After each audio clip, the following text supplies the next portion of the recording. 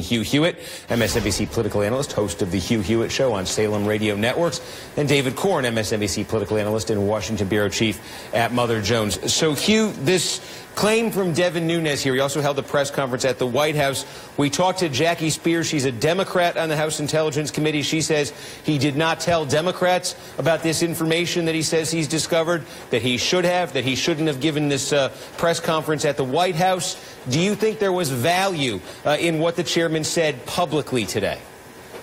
Yes, I do, Steve. It raised my eyebrows when he said at the White House, I don't know that the American people will be comfortable with what I received.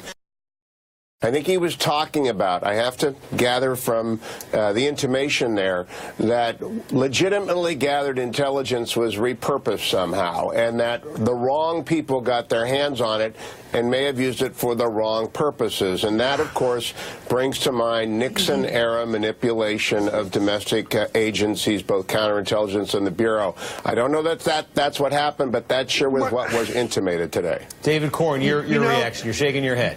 I'm shaking my head, Hugh, because there's no indication at all that happened. You're making this up the way that Donald Trump made up his tweets. You know, Trump said a few minutes ago he felt vindicated. All we know was this was legal collection and that names might have been unmasked in the dissemination of that information through proper official intelligence channels. And in fact, Adam Schiff just put out a statement. He is the Democratic ranking member of the committee who was not consulted about this before Nunes took it publicly. And he said that he did talk to Nunes afterwards, and he says, well, most of the names were masked, but you still could kind of figure out who the identities were. So this story is falling apart. It was a publicity stunt. In 40 years of the House and Senate Intelligence Committees operating, there's never been a partisan political stunt like this. It was done to give Trump ammunition to cover his crazy tweets about Obama illegally wiretapping him. There is nothing there yet. I'm curious, Hugh, what you would say to that. And Jackie Spear, a Democrat from California, again on that committee, made a similar claim when we had her on earlier, saying this was distraction by Devin Nunes because Donald Trump had claimed that President Obama had personally ordered a wiretap on him. The FBI director says no evidence of that. She says this is essentially Nunes trying to get media attention, trying to get publicity that would distract from that reality. What would you say to that? Now, my reaction is quite different, which is everyone ought to go very slow. We know that General Flynn's name was unmasked, and that was wrong, and it was probably a criminal felony done by somebody. We have to find out who. We also know that there's a very serious investigation into Russian manipulation of the election, and I think the president ought to ask Director Comey whether there are people on the White House staff who ought to be fired immediately if they are, in fact, connected with an ongoing espionage investigation, because that's also very serious.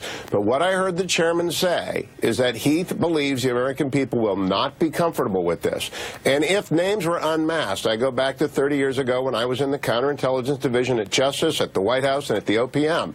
If I revealed names of people whose identities were collected in an incidental collection of an otherwise legitimate surveillance, I would have gone to jail. It's a very serious subject, and if Nunes is making it up, he will be in trouble. But if he isn't, someone from Team Obama who manipulated that intelligence, if that happened, will be in deeper trouble. You're just making things up. There's no evidence that anything's been manipulated. Was General Flynn's name identified, David? There's no evidence from what Nunes said today that anything's been manipulated. And to begin with, names can be unmasked. You should know this. If there's an appropriate reason for a name to be unmasked, it can appropriately. And we have no evidence from Nunes that anything was done inappropriately. And if he was really serious about this, he would have sat down with staff and with Democratic members and had some sort of examination before running off to the White House to share this with the people he's supposed to oversee. This is a complete I understand that's your opinion, stunt. David. I'd love your opinion on whether or not General Flynn's name was legitimately introduced into the public domain.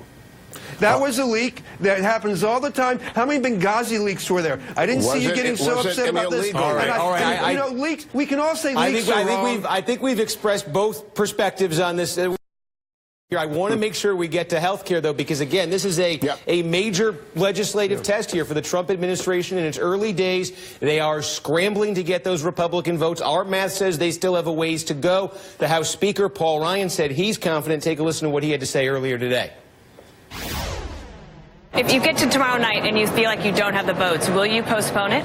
Well, I'm not going to get into the hypotheticals. We're talking to our members and working toward the goal line here. We're adding votes by the day. We're not losing votes. We're adding votes, and we feel like we're getting really, really close. These members you just talked about were down at the White House just about an hour ago.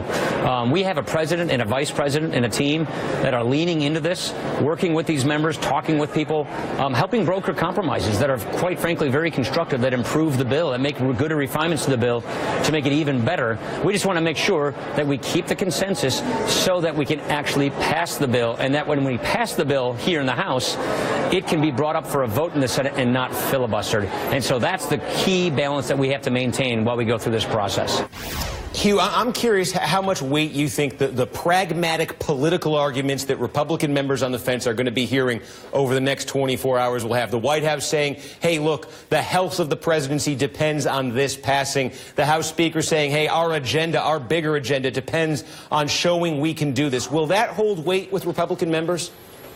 At least this far, Steve. This morning the Speaker told me in a long interview that he wants to get it to the Senate so that the Senate can make additional parliamentarian-approved changes pursuant to the reconciliation. In other words, it's a no-risk, no-foul play right now for House Republicans to send it to the Senate and see what comes back. They can, in essence, get a freebie here to see whether or not the United States Senate can, for example, repair the essential benefits rule. I thought that was a very persuasive argument that Speaker made today. I think he'll get enough votes to move it to the Senate and put the ball in their court to see whether or not Mitch McConnell can send it back, along with confirming Gorsuch, which is going to happen, but also to get this bill back to the House by Easter. And David Corn, from Democrats' perspective, trying to preserve the Affordable Care Act as we now know it. If this is defeated tomorrow, if it is pulled, what does it do for Democrats from that perspective? Well, I think it proves that they were right. I mean, I still focus on the fact that the American Hospitals Association, the American Public Health Association, the AMA, and everybody else in the mainstream healthcare community say that millions of Americans will lose coverage and will be harmed if this bill passes. And so that's, more important to me than the vote count. And if and that's what I think the Republicans are really putting at risk here. You see this in all the town hall meetings that we've shown on MSNBC over the past couple of weeks. So, if Ryan's lucky and he wins the vote, they may still lose in a big fashion politically when people realize the harm this is going to cause. All right, Hugh Hewitt, David Corn, thank you for the spirited exchange.